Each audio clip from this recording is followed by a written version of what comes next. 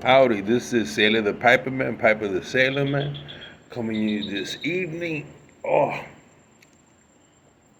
let me tell you, man, I ran out of Irish whiskey, Peterson's Irish whiskey. I ran out of Peterson's Irish Flake. I ran out of Balkan Sassiani, the Balkan blend. Lord, I ran out of a lot of blends, man. I'm like, what? I've hit that hard? I really haven't. I used 110 one day, 110 the other day, but the last 2 weeks I've been hitting that whiskey, and the Peterson's kind of hot. When I turned around, I'm out, and I forgot to place the order though.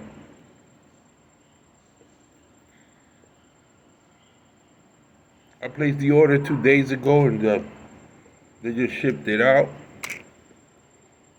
I bought a new pipe. I bought the Rossini Builder, which I can't wait to do a review on it. I really like that line, that Rossini line, that pipe and cigars.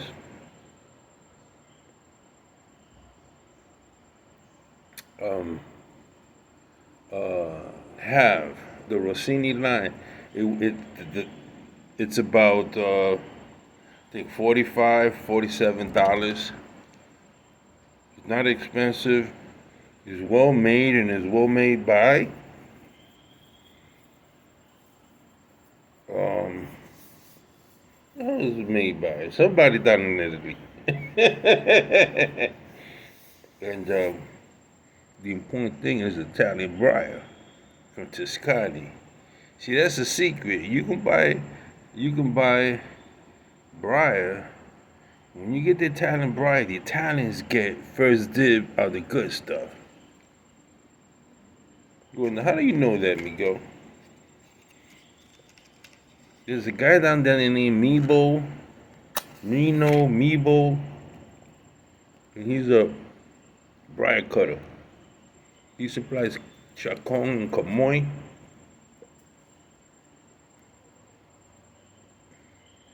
Mimo, I think it's Mimo. He's got his own pipeline, but he's known to be one of the top cutters. I had called his shop up to see how much his pipes, but he doesn't ship here to Puerto Rico. That's a damn shame that his line, and the reason why is his line sells all the time. Collectors buy his stuff. Why? Because it's a briar. For some reason, he has a warm, hot heart for the Rossi line. I can understand right because it was Rossi that went to France and bought all the machinery and began to mass produce uh, Italian briar in Italy instead of France. Of course, the French didn't want to let go, but he offered money. He sold the machinery and he had machines made. Thus, Savinelli came out of from being a hand carving pipes to mass production pipes, and before World War II, they were top selling. My uncle had one. World War II, my great uncle had a Rossini pipe. I remember as a kid when he came back and he wasn't doing too good. When he passed away, I went through his things, and I saw he had a couple of Rossini pipes. I didn't know anything about it. I was like 15 years old, 14, 15 years old. Rossini pipe was that. Later on, as I began studying about the Italian pipe industry, I realized that as Rossini hit hard times after World War II, it was Savinelli who wanted to keep the Rossini or Rossi line going. So he bought the trademark name brand and began producing it. out of respect for his competition, because they were competing against each other. And Savinelli won out, but he had a soft spot for the Rossi line, so he wanted to keep it going. It was part of the history of Italian pipe making. It's a damn shame that, like, for us, if all of a sudden there were no more corn cob, Mashirin corn cob company would go under, or let's say the K Woody line would disappear, or how about Dr. Grable?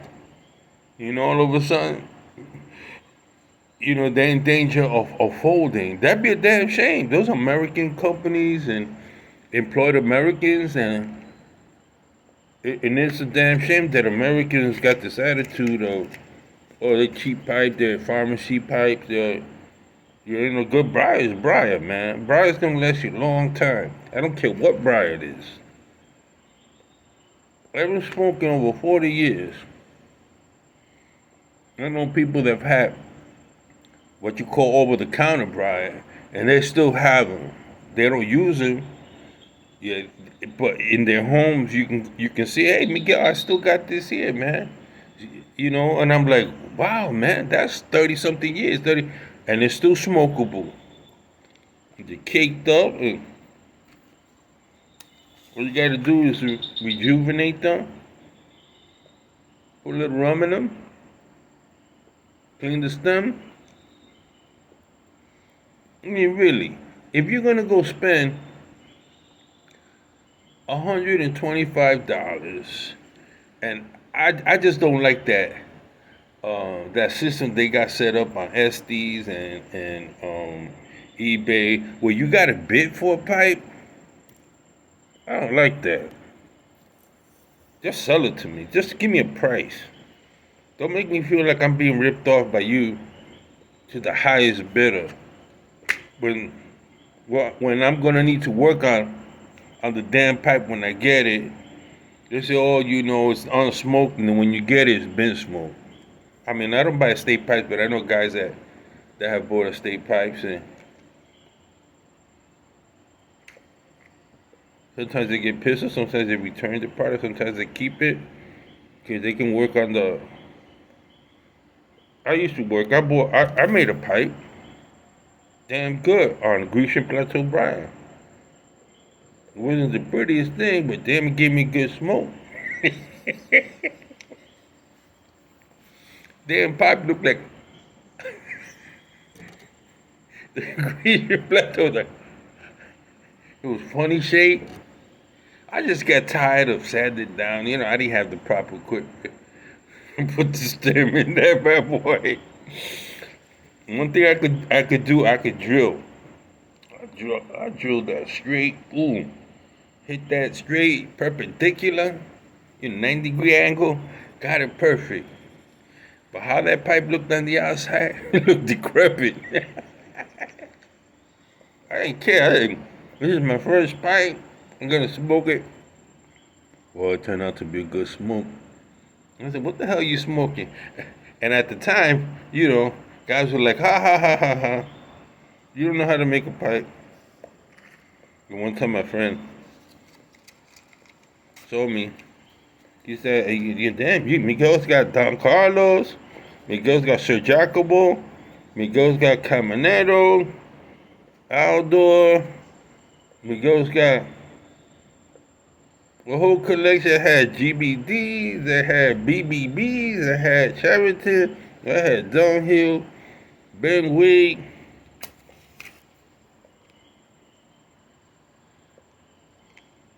Camoy, Chacon, Breva. I had them all, man. I had a large killer 800 pipes at one time.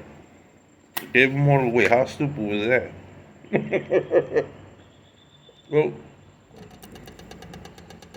so I didn't come that day. I left my pipe in the shop. He decided he wanted to smoke my pipe.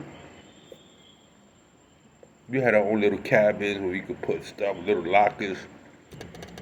So I never closed my locker because I never leave money in there. I just leave my pipe, some cigars, whatever, towels. Well, JD was open. He said, "Oh man, Miguel's not gonna mind." So he done going in there, smoked the pipe, took it out. My decrepit pipe. This is the guy that was making fun of me. But he found it so odd. I had all this other handmade W.O. Larson. I had all the Danish pipes, freehand Nordy. I had all these pipes. But Miguel be smoking that pipe. There's got to be something to it. And he saw the guy, it was straight green. Straight gray, Grecian Plateau. I just didn't, you know, it was crooked. The only part that was good was the stem. Everything else looked like creature from the Black Lagoon. I swear, you look at that stuff, you're like, what the heck?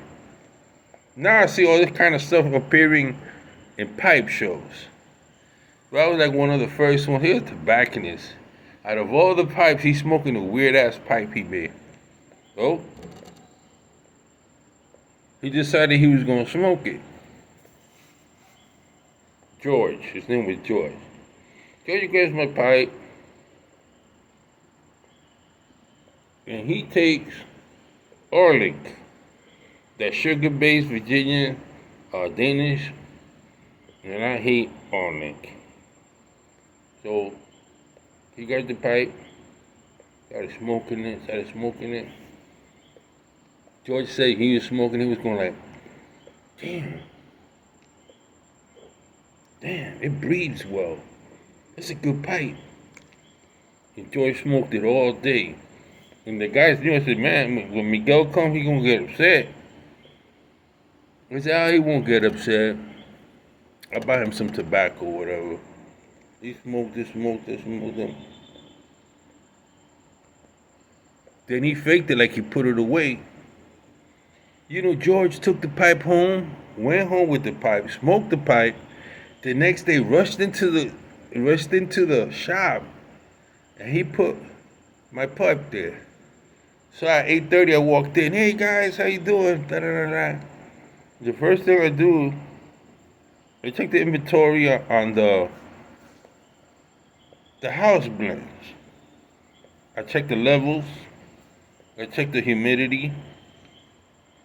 You know, and then I'm supposed to grab from one of the blends to see how I was doing. And every guy had the blend that they had to choose from. I got there early. So I chose a blend, the house blend called Marabella. It's black Cavendish with a little burley. So I grabbed my pipe. I said, damn, my pipe is kind of warm. Now, at the time, I did not know. It's, damn, it's kind of warm. Why is it warm like that? I just found it weird. It had a little warmth to it.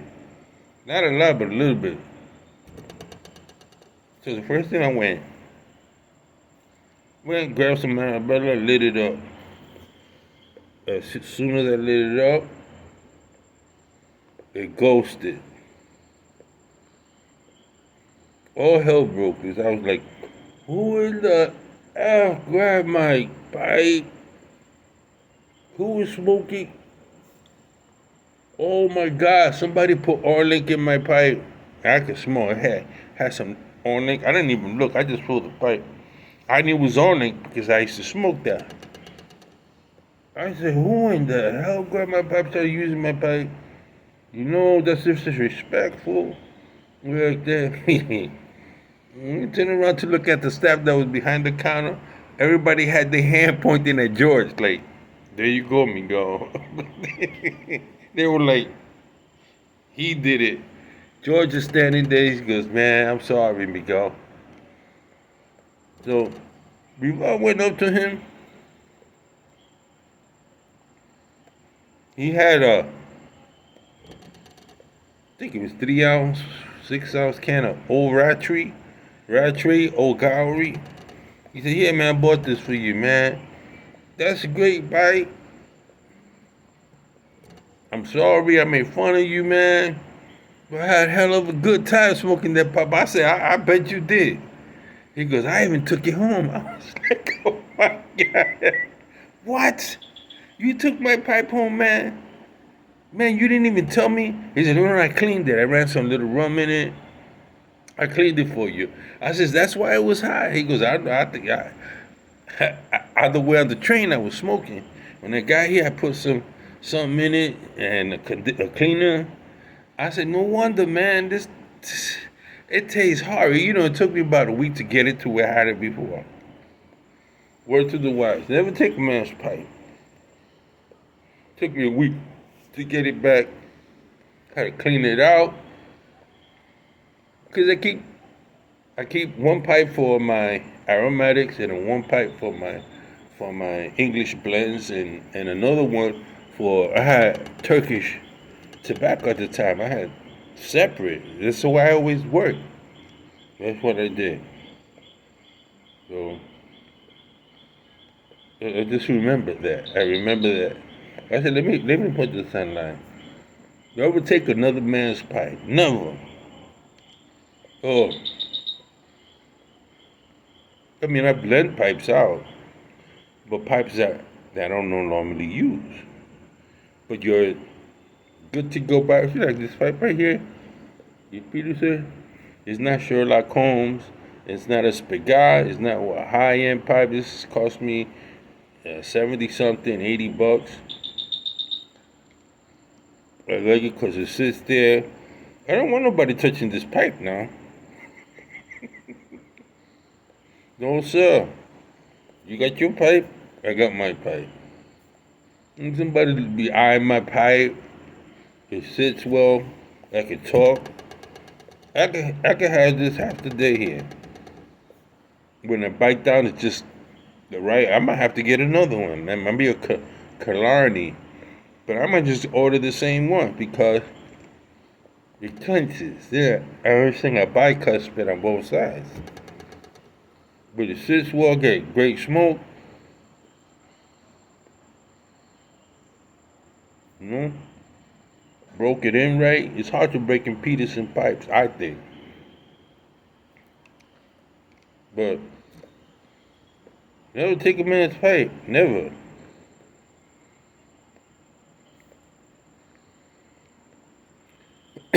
Now I was checking out some pipe. What I ordered was, before I get to that, I ordered from Pipe and Cigars. I ordered that glossy pipe in billiard, long straight, beautiful looking. It reminds me of the Ashton I had. I had a beautiful Ashton, cost me $300. That's 30 years ago. When I first doing the cigar boom, I loved that, man. It was nice. The same thing with GBDs. First line coming right out the factory, man. When the guy came to the store, the sales specialist, and he opened that flap, and I saw the Ashtons. I said, holy cow, listen, right then and there, separate me that way. I didn't have to look at it. I just could look at the bra and say, that thing is gonna smoke. But Miguel, you haven't looked, just put this aside. Ashton was a hell of a brand. I think Ashton at one point was better than Dunhill, man. The same thing with GBD. I don't know if some of the workers went over, but GBD and Ashton had a great line. The pipe you couldn't tell me was not better than Dunhill was Upshur. The Upshur line to me was better than the Dunhill line. We could argue it back and forth. You know, I'm looking for an Upshur that they made in the 1990s, 94 that came out, man. Straight Canadian. Rusted. I had that, oh man, that thing smoked. Smooth. You know, you get some pipes that'll fight you. It just doesn't fit your way of drawing or the tobacco that you use. And then there's some pipes, man, with whatever tobacco you use, you try that and you get that smooth draw that enhances your flavor. It's hard to find pipes like that. I like a pipe where I can clean. Basically, I was surprised. I can clean this pipe pretty good. But I had a Sherlock Holmes pipe, man, that the bore wasn't drilled properly. And right now, they're having problem. Peterson's are having problem with, that's what I heard in the industry. They're having problem with the quality. You know? Quality control. I heard that about Savinelli when it came to their stems. Sometimes a little loose. I don't know what's going on. You know, the other ones that make excellent pipes, man. I'm telling you, the engineering, their draw, they're made to be smokers are those Danish pipes. Tremendous, man. So I ordered Q 16 ounces of Q1. I ordered that Sutcliffe cake, crumble cake. I ordered some Peterson tobacco and some other tobaccos, man. I can't wait. And then right behind that, I placed another order. They were running out of K Woodies, and I saw Zulu, and I had to jump on that. So that's what I got coming in like 4 days. I love it because they're consistent in delivery. I don't like to have problem with delivery. You know, I'm on an island. You pay your money, and so the service is been on point since I've dealt with pipe and cigar. So I'll wait. You know, if I can get maybe another company that can do me like that in 4 days it gets here, I'll deal with that. Until then, I don't have to pay a tobacco tax. So I'm gonna stay with them, man. You know? Don't pay tobacco tax. You're saving yourself some money. Especially if you order by bulk, right? So this is State of the Piper, man. Piper the Sailor, man. Take care, smoke up.